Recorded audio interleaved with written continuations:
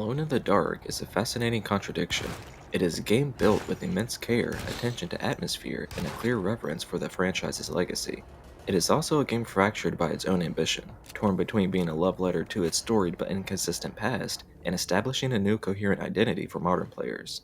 The result is a deeply uneven experience, at times engrossing and eerie, at others confusing, clumsy, and oddly hollow. Is this it?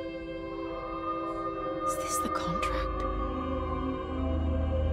Huh?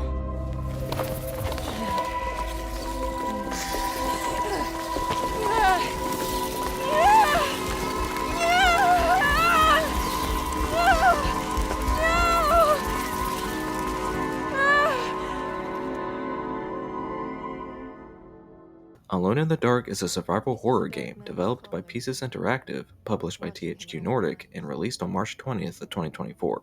The story follows private investigator Edward Carnaby and Emily Hartwood as they attempt to uncover the mystery behind Emily's missing uncle Jeremy, whose disappearance is tied to the sinister Deserto Manor. What begins as a straightforward missing persons case soon spirals into a surreal, reality warping descent into madness, involving occult rituals, alternate realms, and cosmic forces. The narrative weaves together personal trauma, Southern Gothic horror, and mythic elements in a way that is clearly intended to evoke both classic literature and series roots. While the ambition behind the plot is admirable, the delivery often feels meandering. Scenes shift in tone abruptly, and characters drift in and out without leaving a strong impression. The story feels less like a journey with clear stakes and more like a collage of unsettling moments.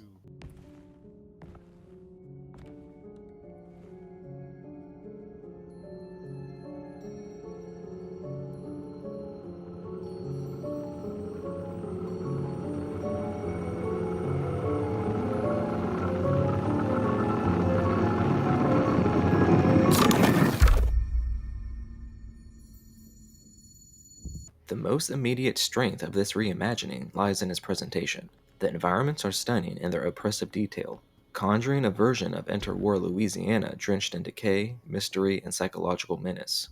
Deserto Manor and the spaces beyond it are not just haunted, they feel ancient, hostile, and hungry. Each location is distinct, supported by a wide range of environmental storytelling and sharp, unsettling sound design. The creak of a floorboard or the crack of a door frame reverberates with intent. Monsters emerge with genuine malice, their grotesque forms paired with audio work that evokes pain and unnaturalness. The horror here isn't sensationalized, it's quiet, patient, and deeply unnerving.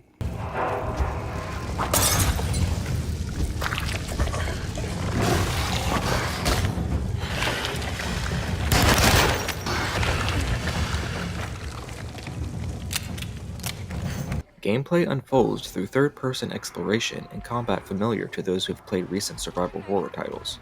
There's a simple but serviceable system of aiming and shooting, using guns and a flashlight to navigate through claustrophobic corridors and distorted dreamscapes. While combat isn't the core draw, the enemies themselves are visually and mechanically disturbing enough to maintain a constant sense of tension. Unfortunately, the tight field of view and erratic camera movement work against the game's best interests. In confined spaces, of which there are many, navigation becomes a frustrating affair, often making encounters feel more chaotic than they should be.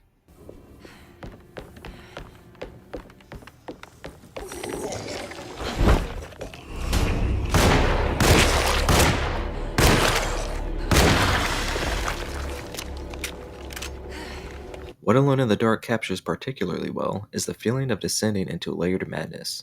There's a surprising density of puzzles throughout, drawing from a wide variety of designs number ciphers, symbolic arrangements, environmental object placements, and more. Progression demands attention and memory, rewarding players who study their notes, examine every detail, and question everything.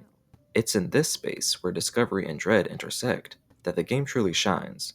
Each objective is updated and read aloud with clarity, which not only supports immersion, but also underscores the care placed into shaping this journey. Will I need to remember how to get them out again? They are locked up for good reason.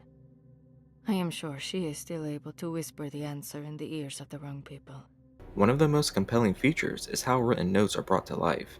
Each collectible document is read aloud by the character who supposedly wrote it, infusing the world with voice and presence. This simple design choice transforms static bits of lore into something lived in. Voices carry emotion, regret, and panic. It may not be realistic, but it is incredibly effective in deepening the emotional texture of the experience. That is your name, isn't it? I would be terribly embarrassed if it wasn't. You're right. Emily Hartwood, Jeremy's niece. Nice to meet you. Ruth Talon. Narratively, however, the game falters. Despite the pedigree of its writer, the story feels caught in a web of contradiction.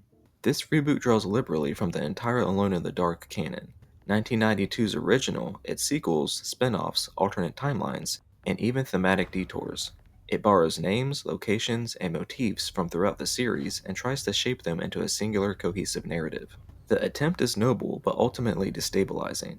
Rather than feeling enriched, the story becomes overburdened and fragmented, prone to self-reference without clarity. The deeper you dig, the less it seems to hold. We have to leave before it comes inside. What? Where? Come quick!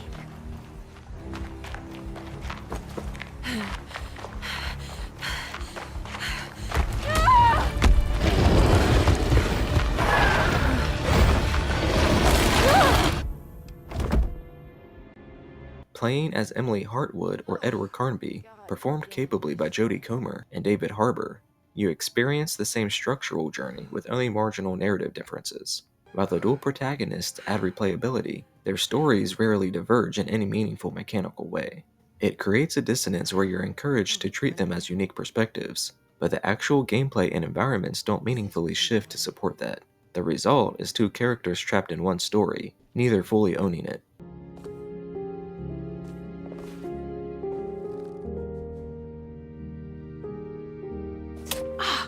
What are you doing?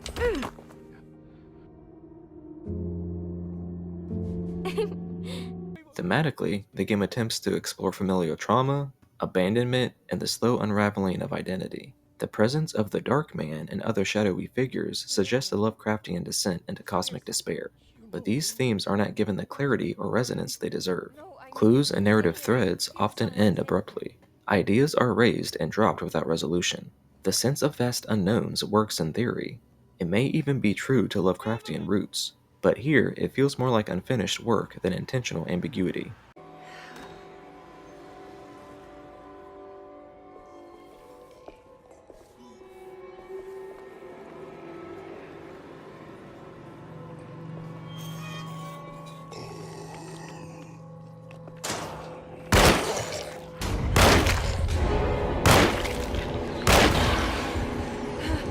What's most disappointing is how close Alone in the Dark comes to something special. There are clever ideas buried here, collectibles that unlock forbidden knowledge or powerful weapons, journals that function as both lore and gameplay aids, but they're undercooked.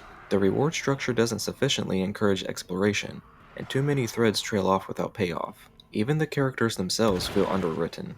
For a game so steeped in emotional turmoil, it's surprising how little connection you may feel toward the protagonist or their goals. Supporting characters like Grace are more irritating than endearing, and as the story unfolds, your emotional investment may dwindle rather than deepen. Are you alright, sweetie? Do you want to see my mask, miss? I'm making it for St. John's.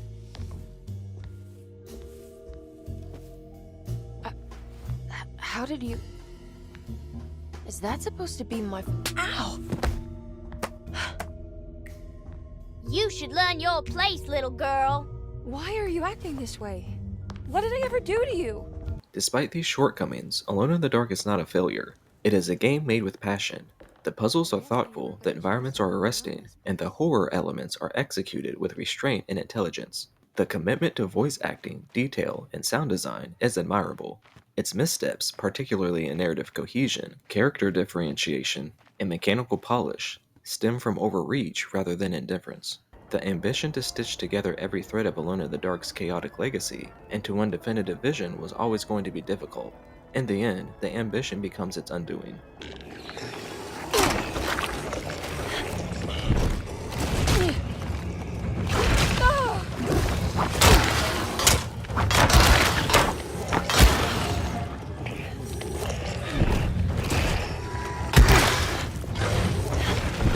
Alone in the Dark is, in many ways, a beautiful labyrinth of intentions. For some, the tone and atmosphere alone will be enough. For others, the unresolved narrative and uneven structure will prevent full immersion. There is brilliance here, but it's buried beneath layers that refuse to harmonize. It's an evocative return, but not yet a triumphant one. Detective Carnby. God, I'm glad to see you. I was afraid you had left. Me? You're I the give one who Alone just in the Dark disappeared. It's a 5 out hard of to 10. explain. I think I blacked out. It was like I went somewhere else. It's okay, miss. You're clearly upset. No, I don't know what's happening. This is a very stressful situation for you, I understand. Ugh, no!